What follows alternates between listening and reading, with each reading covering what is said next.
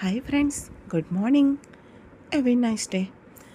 ఇలా ఎవరైతే చేస్తారో వాళ్ళ హెల్త్ వాళ్ళ చేతిలోనే ఉంటుంది కదా.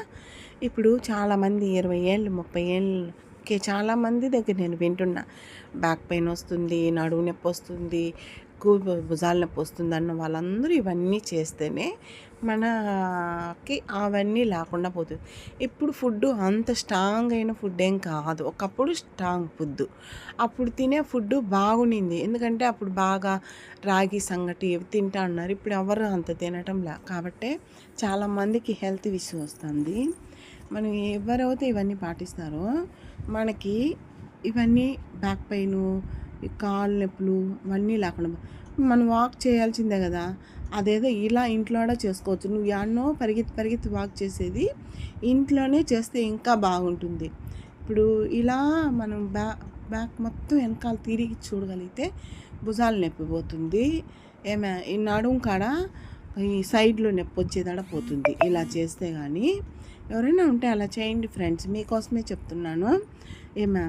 ఇలా మనం సూర్య నమస్కారం ఇలా చేస్తే మనకి భుజాలు లాగేసేది ఇవన్నీ ఏముండదు, చాలా బాగుంటుంది. సరేనా? ఇప్పుడు ఇలా మనం తిప్పితే చాలా బాగుంటుంది. ఇగో ఇలా మనం సూర్య నమస్కారం చేసి బాగా పొట్టలోనే చేస్తూ వచ్చినామంటే మనం పొట్ట రొటీన్ చేస్తే మనకి బాగుంటుంది. దాని పొట్ట లోపలికే రొటీన్ చేయాలి. చేస్తే బాగా ముక్కులు ఎవరండి ఇలా ఒక్కసారి వంగి లేయలేకపోతున్నాం ఇప్పుడు చాలామంది కదా. ఇలా మనం చేస్తేనే కదా మనకి బ్యాక్ పెయిన్ ఏముండదు.